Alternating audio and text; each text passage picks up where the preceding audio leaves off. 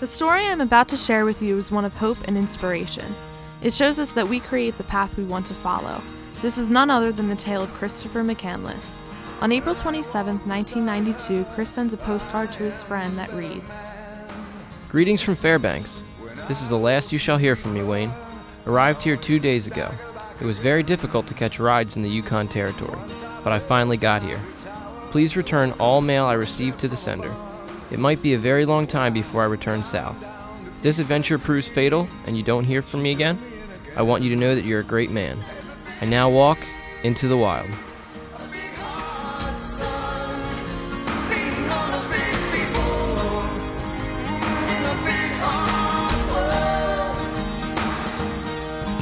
Christopher's story starts in the summer of 1990, where he graduated from Emory University in Atlanta, Georgia. He graduated with a 3.72 GPA and had told his parents that his grades were good enough to get into Harvard Law School.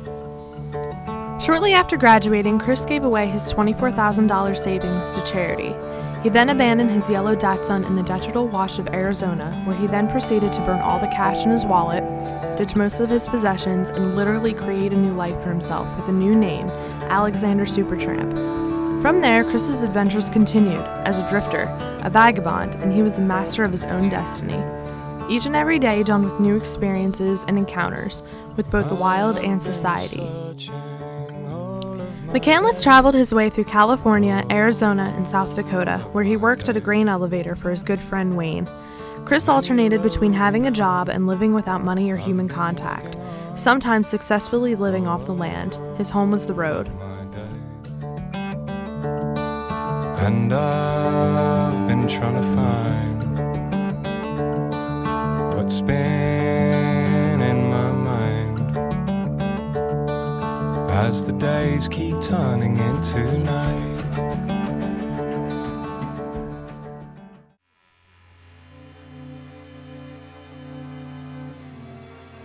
Chris had talked a lot about the ultimate Alaskan Odyssey, where he would go up to Alaska and live off the land for a few months. It seemed as though he was preparing himself while on the road. After he made enough money for supplies, he said his goodbyes and began to hitchhike his way up to Alaska. Chris headed up the Stampede Trail and eventually through the Teklanika River as he trudged on into the Alaskan wilderness. About 3 days into his hike, Chris found the perfect base camp, an abandoned bus. Bus 142 was used by many hunters when they would stay the night. Chris fell in love with the bus and its surroundings. He decided it would be his home for the next month or two. After surviving an impressive 2 months on living off the land in the wilderness, Chris seemed like he was ready to go home and find a place in society once and for all. A terrible thing happened though when he went to leave the Alaskan brush. He discovered that he was trapped. The Teklanika River that he had easily passed through in the spring had now turned into a raging river 10 times the size he had crossed earlier in the year. McCandless decided to head back to the bus and wait it out until the river was at a safe enough level to pass. Back at the bus, Chris struggled more and more to complete simple tasks. His unhealthy diet of plant seeds and animal meat was catching up with him. Each day he grew weaker and weaker until July 30th when things seemed to spiral out of control. His journal entry on that day reads, "Extremely weak. Fault of pot seed. Much trouble just to stand up. Starving. Great jeopardy." The cause for this sudden change in status has been debated by many people. The most common belief is that Chris had been poisoned by moldy potato seeds. This simple mistake may have caused his already feeble state of health to fall under peril. Chris knew that if he was not saved soon, his life was in danger, so he waited, and no one came. Not a soul. On August 12th, McCandless wrote what he assumed to be his final words. On the back of a Robinson Jeffers poem entitled "Wise Men in Their Bad Hours," Chris writes, "I have had a happy life and thank the Lord. Goodbye and may God bless all." Assuming his death was imminent, Chris takes one last photo of himself.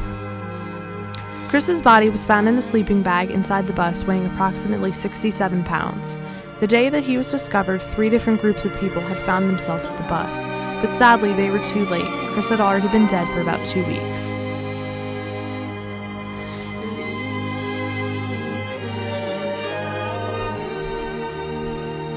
In Chris McCandless's case, for him to find joy was to abandon society and create a new life for himself as a vagabond.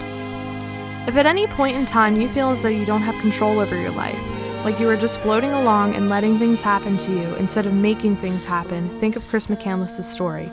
He gives us a different perspective on life, a perspective filled with rays of hope for a better tomorrow. Most importantly, he shows us that we control our own destiny. We have the power to lead our own lives the way we intend. I will leave you with one last journal entry from Christopher McCandless. So many people live within unhappy circumstances and yet will not take the initiative to change their situation because they are conditioned to a life of security, conformity, and conservatism, all of which may appear to give one peace of mind, but in reality, nothing is more damaging to the adventurous spirit within a man than a secure future. The very basic core of a man's living spirit is his passion for adventure. The joy of life comes from our encounters with new experiences, and hence, there is no greater joy than to have an endlessly changing horizon, for each day to have a new and different sun.